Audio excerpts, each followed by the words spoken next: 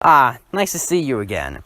Today, or tonight, I guess, if one wants to be semantic, I think we shall discuss another type of the virtues that I have mentioned before.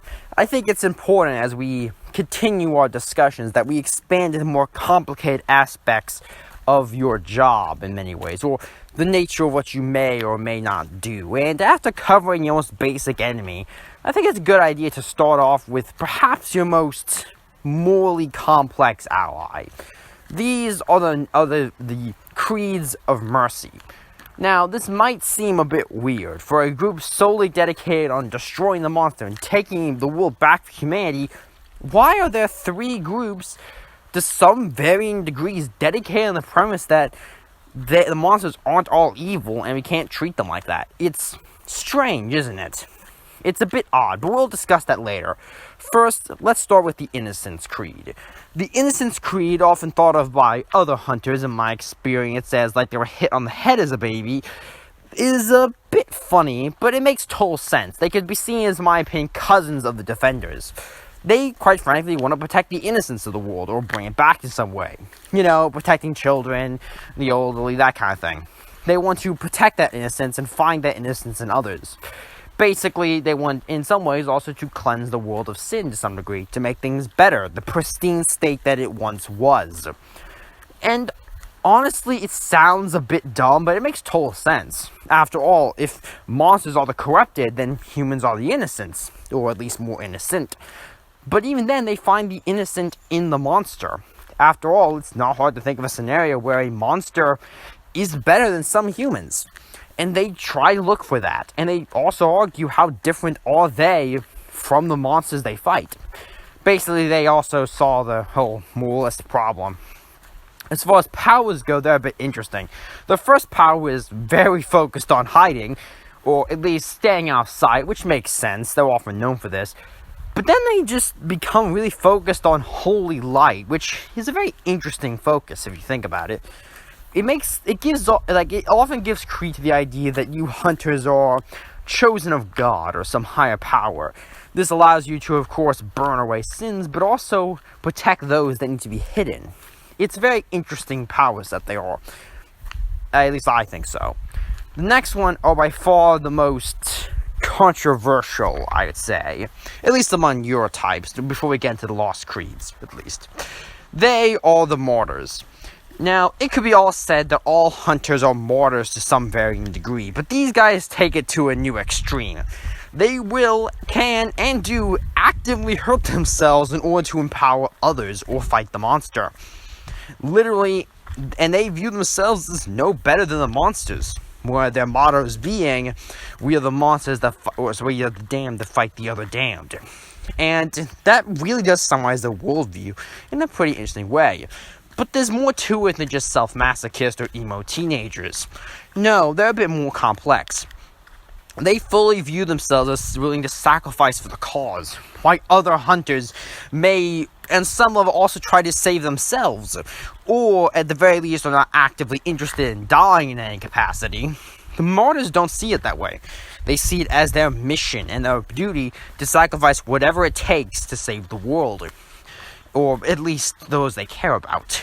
This involves in a few ways: hurting yourself to damage the enemy, being willing to basically, and they can even give their allies some of their power, at the exchange of taking it for themselves.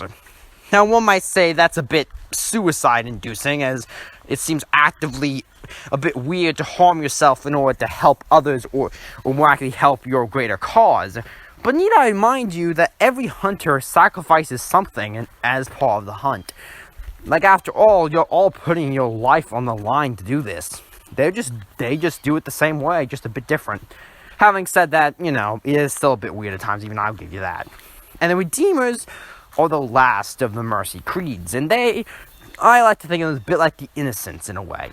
But, take it as leave it. But their major stick is that they want to try to redeem the world. They want to redeem the world, they want to redeem humanity, and they even want to redeem monsters, or at least find the redemption in them. They could be seen as a bit of an oxymoron to most hunters who want to either eliminate monsters or try to protect your human friends, allies, or humanity as a whole. But they do, but in many ways, a threat eliminated doesn't necessarily mean death. It could mean just not actively harming you. The Redeemers try to look for that. They try to look for ways to redeem the monsters. Does a vampire need to drink blood? Does a werewolf need to kill people? Does a mage need to harm others for their magic? Can coexistence be possible? Could monsters be allies in this fight? That is a question that I will not answer too much today, but I will discuss this concept later. Probably when we get to the shape changers, or the moonstruck, as some like to call them. But their powers often fall into a bit of a weird complexion, but they do make sense. At least if you think about it. Their major abilities come to stuff like... one of the major stakes that they can somewhat bring back humanity into monsters, or at least draw it out, reminding them what it felt like to be alive, to protect others when they needed, and even to an extent impose human limitations, or at least human conceptions back in the monsters, remind them to some extent what it was like and forcing some limitations back upon them. But also, it forced them to a different situation of that they can also, in a very interesting way, at least, make them feel like one of their major abilities is to be able to make the monster not want to hurt someone because they just can't bring themselves to do it. It reminds them of the humanity, what they lost. It does make the question, could a Redeemer fully redeem a monster? Could they redeem all monsters? Now, of course, the thing that this all leads to is, why would the messengers and whoever they work for design an entire group of hunters solely dedicated to trying to redeem and work with these monsters? Well, it's an interesting concept.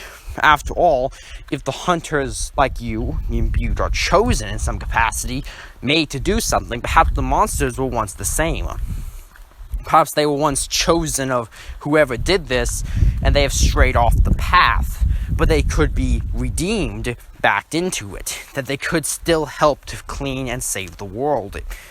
It's ultimately a matter of subjection in many ways, whether you choose to believe it or not.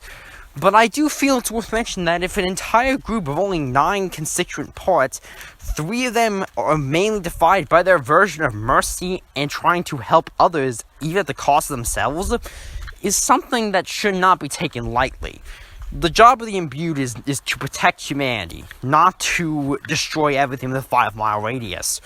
And the mercy creeds show that better than anyone. They often focus on the present, but they do try to help others when they can, trying to heal the world from its corruptive state. Of course, the question is, if the monsters were once like the imbued, may the hunters themselves stray off the path? Well, that's something we'll discuss at a later time. Until then, hope you enjoyed this discussion. See you next time. Yeah? Hey, why don't you hit that sub button? You're gonna become a subscribble. Get to see my content quicker. Wouldn't that be nice? I bet so.